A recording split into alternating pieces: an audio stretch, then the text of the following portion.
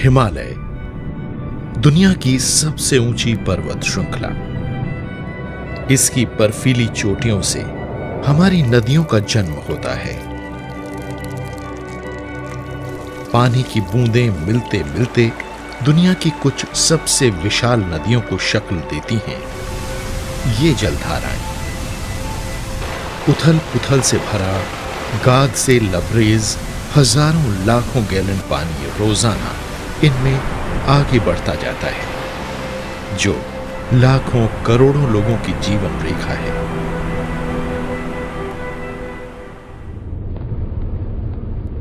हिमालय पर्वत 2400 किलोमीटर की लंबाई और 5 देशों में फैला है। यह दुनिया की सबसे नाजुक पर्यावरण प्रणालियों में से एक है।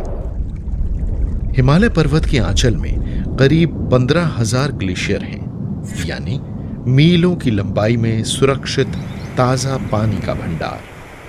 ये ग्लेशियर दुनिया की 3 प्रमुख नदियों को जन्म देते हैं। ये हैं सिंधु यानी इंडस, गंगा और ब्रह्मपुत्र। ये भारत के 60 करोड़ लोगों की जिंदगी को कायम रखती हैं।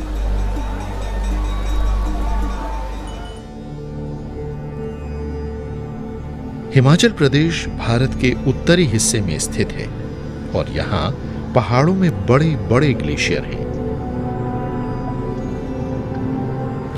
यहीं से जलधाराओं, नदियों और झीलों का जन्म होता है।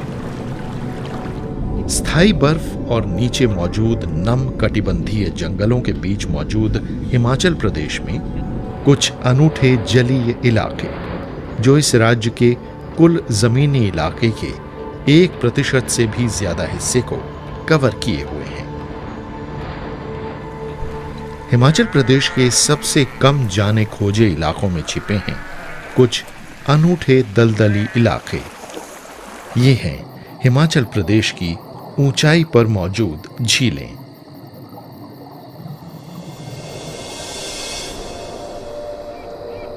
ऊंचाई पर मौजूद इन झीलों का विकास लाखों साल के दौरान हुआ है। ये प्रकृति के शानदार शाहकार, दुनिया की सबसे अनछुई और जीवंत पर्यावरण प्रणालियों में से हैं। इन प्राकृतिक झीलों में उन ग्लेशियरों और बर्फ से पानी आता है जो यहां आसपास मौजूद हैं। ये झीलें ग्लेशियरों से निकले पानी और नदियों और जलधाराओं के बीच एक भंडार की भूमिका निभाती हैं। ये विशाल स्पंज की तरह काम करती हैं। ये पानी को इकट्ठा करती हैं और जमीन के नीचे मौजूद जल भंडारों को पानी से भरपूर बनाए रखती हैं। इस तरह ये हमारी नदियों में पानी की मात्रा को कायम रखने में एक महत्वपूर्ण भूमिका निभाती हैं। लेकिन आज ऐसी कई प्राकृतिक विरासतें गंभीर खतरे में हैं। हिमाचल में ऊंचाई पर मौजूद कई झीलें हैं, लेकिन आज हम आपको कुछ ऐसी बेहद नाजुक और पर्यावरण के नजरिए से महत्वपूर्ण झीलों पर ले चल रहे हैं, जिनका अस्तित्व ही इंसानी गतिविधियों और जलवायु परिवर्तन के कारण संकट में पड़ गया है।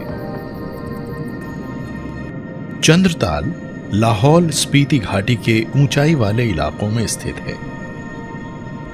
चंद्रताल झील 14,000 फुट की ऊंचाई पर हिमालय और पीर पंजाल की पहाड़ियों के बीच मौजूद है। इस झील को इसके अनछुए और गहरे पानी के लिए मान दिया जाता है। चंद्रताल को अपना नाम मिला है चांद जैसे इसके अनूठे आकार के कारण। इसका व्यास करीब 2.5 किलोमीटर है। माना जाता है कि इसका निर्माण आखिरी हिमयुग के अंत में हुआ। इसका उद्गम और गहराई आज भी एक रहस्य है। ऊंचाई पर मौजूद अन्य झीलों के विपरीत चंद्रताल में किसी ग्लेशियर से पानी आता नजर नहीं आता। माना जाता है कि लाखों साल से जमीन के नीचे से आने वाला पानी ही इस झील का एकमात्र जल स्रोत है। चंद्रताल झील देश की सबसे अनछुई और अपने मूल स्वरूप वाली ऊंचाई पर स्थित झील पर्यावरण प्रणालियों में से एक है। इसे 2005 में इसके प्राकृतिक और पर्यावरणीय महत्व के कारण एक रामसर साइट घोषित किया गया।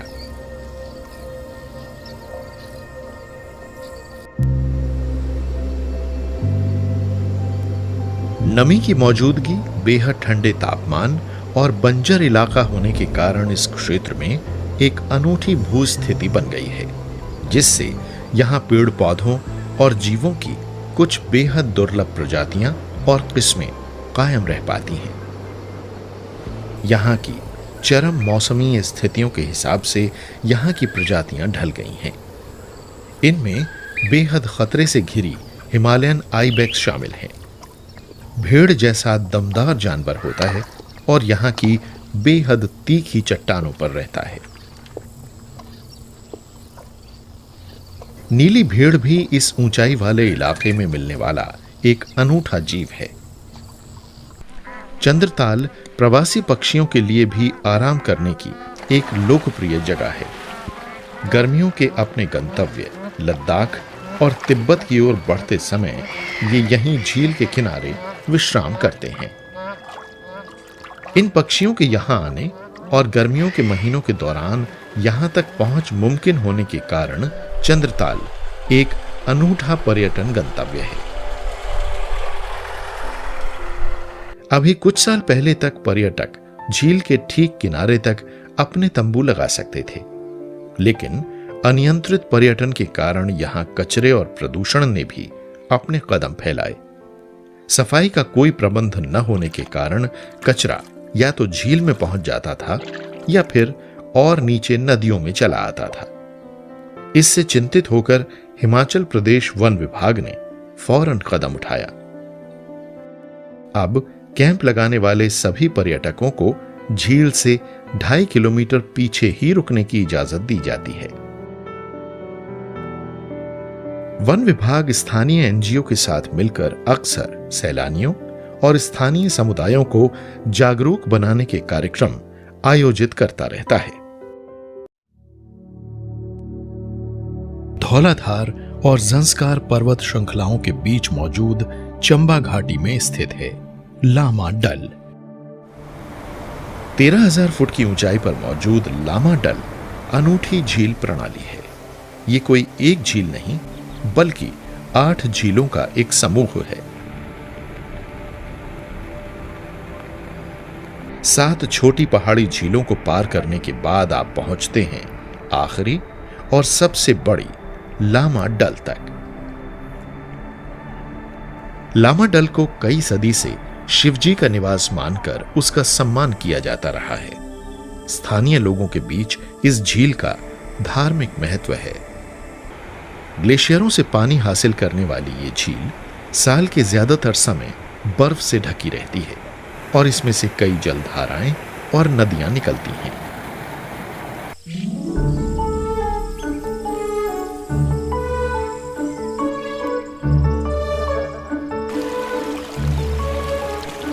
गर्मियों के आते ही झील के आसपास का इलाका जिंदगी की हलचल से भर जाता है। यही वो समय होता है जब बंजारा जनजाति के लोग गद्दी अपने मवेशियों के साथ अपने वार्षिक प्रवास के दौरान इस झील के किनारे रुकते हैं। सदियों से ये चरागाहें इनके चराई वाले पसंदीदा इलाके रहे हैं। ये झील और इसके आसपास वाले क्षेत्र गद्दियों की बहुत सी पीढ़ियों की जीवन रेखा बने रहे हैं और अक्सर इन लोगों के गीतों और लोक गाथाओं में यहाँ की खास अहमियत नजर आती है। लेकिन बदकिस्मती से आज गद्दी लोग परेशान भी हैं और चिंतित भी। बढ़ता तापमान और हद से ज्यादा चराई चिंता के मुख्य मुद्दे हैं। इस पहाड़ी इलाके में मौजूद सीमित वनस्पति एक महत्वपूर्ण भूमिका अदा करती है। ये पहाड़ों की साइडों को थामे रखती है और मिट्टी के कटाव को रोकती है। भेड़ बकरियों की ज्यादा चराई से झीलों की नाजुक पर्यावरण प्रणालियों के लिए खतरा पैदा हो रहा है। ऊंचाई वाली एक और झील पर भी इंसानी हस्तक्षेप कहर बरपा रहा है। हिमाचल प्रदेश के किन्नौर जिले में मौजूद नाको लेक भी अनूठी है। इस बंजर इलाके और पहाड़ी क्षेत्र में ये झील किसी नखलिस्तान से कम नहीं है। 12,000 फुट की ऊंचाई पर ऑक्सीजन दुर्लभ होती है और इस झील को इसके शानदार भूदृश्य और शांत जल राशि के लिए जाना जाता है। चंद्रताल और लामा दल जैसी दूरदराज झीलों के विपरीत नाको लेक विलो और पोपलार के पेड़ों से घिरी है। इसके किनारे पर एक छोटा सा गांव है। यहां वो किसान रहते हैं जो अपनी रोजी रोटी के लिए इस झील पर निर्भर हैं। बारिश के पानी से भरने वाली ये झील नाको गांव के वासियों और झील के इर्द गिर्द मौजूद स्थानीय वासियों की जिंदगी रही है। ये प्रकृति और इंसान के बीच मौजूद सदियों पुराना सह अस्तित्व दर्शाती है। इस झील में सारा साल पानी की मौजूदगी बनी रहती है, जिससे इस इलाके में कृषि संभव हो पाती है। लेकिन आज ये झील भारी दबाव में है। तेजी से बढ़ती आबादी सदियों पुराने संतुलन को अस्थिर कर रही है। झील के नजदीक होटलों और कैंप साइटों के निर्माण के कारण अतिक्रमण हो रहा है, जो इस दबाव में और वृद्धि कर रहा है। यह बात समझने की जरूरत है कि नाको झील पानी का एक महत्वपूर्ण स्रोत है। अगर इस झील का दम घुट जाएगा और पानी प्रदूषित हो जाएगा, तो स्थानीय समुदाय अपने अस्तित्व और रोजी रोटी का ये एकमात्र स्रोत भी गंवा देंगे। इसी तरह पर्यटन के कारण हिमाचल प्रदेश की सबसे पवित्र झीलों में से एक पर भी बहुत बुरे प्रभाव पड़े हैं। चंबा जिले में स्थित भरमौर से 27 किलोमीटर पूर्व में मौजूद है मणिमहेश झील। ये झील करीब 14,000 फुट की ऊंचाई पर स्थित है और इसका आकार लगभग 2 हेक्टेयर है। हर साल हजारों लोग मणिमहेश झील के दर्शन करने आते हैं। ये भगवान शिव का पवित्र निवास है।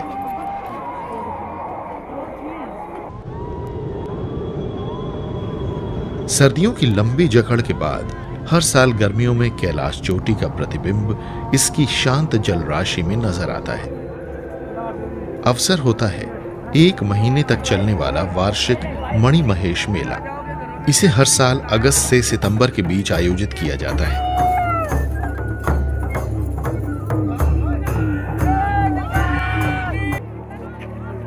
लोक गाथाओं के अनुसार ये मेला 6 महीने तक भगवान शंकर के यहां रहने के बाद कैलाश चोटी से प्रस्थान का प्रतीक है। इसका समापन झील के पानी में पवित्र डुबकी लगाकर होता है।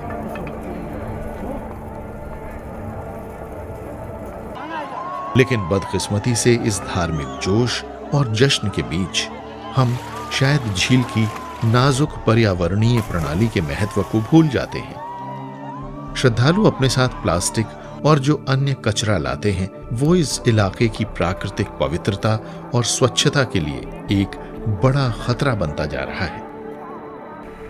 झील के रास्ते में और उसके आसपास अनेकों लंगर, चाय की दुकानों और काम चलाऊ टेंट लगाए जाने से हालात और संगीन होते जा रहे हैं। कचरे के सुनियोजित निपटान की प्रणाली और जागरूकता की कमी के कारण झील पर बहुत बुरा असर पड़ रहा है। On an average, we understand there are about 400,000 people. हर साल औसतन 4 लाख लोग मणिमहेश जाते हैं। आप खुद ही कल्पना कर सकते हैं कि 4 लाख लोगों में जाने से आर्द्रभूमि की परिस्थितियों पर कितना प्रभाव पड़ता होगा। मुझे लगता है कि इन झीलों का प्रदूषण की वजह से ही अंत हो जाएगा, जो कि ना ही जैव विविधता और ना ही किसी समुदाय के हक में होगा। Either the wetland or the biodiversity or the community which are directly dependent on these wetlands. सौभाग्य से अब श्रद्धालुओं और सैलानियों को अपने कचरे की बेहतर साज संभाल और निपटान के बारे में जागरूक बनाने की कोशिशें की जा रही हैं। इस पहल से स्थितियां बदल रही हैं। जरूरत है मिलजुल कर कोशिश करने की। इस जल भंडार और इसके कछार क्षेत्र के पर्यावरणीय महत्व को सुरखरू करने की, साथ ही श्रद्धालुओं को प्रकृति का सम्मान करने के लिए भी प्रेरित किया जाना चाहिए। देवभूमि है, कैलाश भूमि है, मतलब प्रदूषण नहीं होना चाहिए। दोष मनुष्य ही है, मनुष्य ही सफाई कर सकता है, मनुष्य ही गंदगी डाल सकता है, हमारे ऊपर निर्भर करते हैं। तो हम प्रशासन वालों को लेकर हम सब पब्लिक यात्री जो भी है सबको मिल के ये अपने तीर्थ को स्वच्छता बनाए रखना है, इसी में सबको कल्याण होगा। हिमाचल प्रदेश की ऊंचाई पर मौजूद जल प्रणालियां नाजुक पर्यावरण प्रणालियां हैं, लेकिन बढ़ती इंसानी गतिविधियों और तापमान की वजह से इस प्राकृतिक विरासत के लिए खतरा पैदा हो रहा है। सिर्फ हिमाचल प्रदेश में ही ग्लेशियर पिछले 40 साल में 2077 वर्ग किलोमीटर से घटकर 1628 वर्ग किलोमीटर रह गए हैं। अगर ये सिलसिला जारी रहा तो इससे न सिर्फ ऊंचाई पर मौजूद झील प्रणालियों का नाजुक संतुलन चरमरा जाएगा, बल्कि ये भविष्य में जल सुरक्षा के लिए खतरा बनकर लाखों करोड़ों लोगों को प्रभावित भी करेगा। हिमालय की ऊंचाई पर मौजूद झीलें एक महत्वपूर्ण पर्यावरणीय भूमिका निभाती हैं और हजारों स्थानीय समुदायों की गुजर बसर के लिए बेहद अहम हैं। ये आवश्यक है कि हम हिमाचल प्रदेश की इन रहस्यमय झीलों के असली महत्व को समझें, ताकि हम सभी का एक सुरक्षित भविष्य सुनिश्चित हो सके।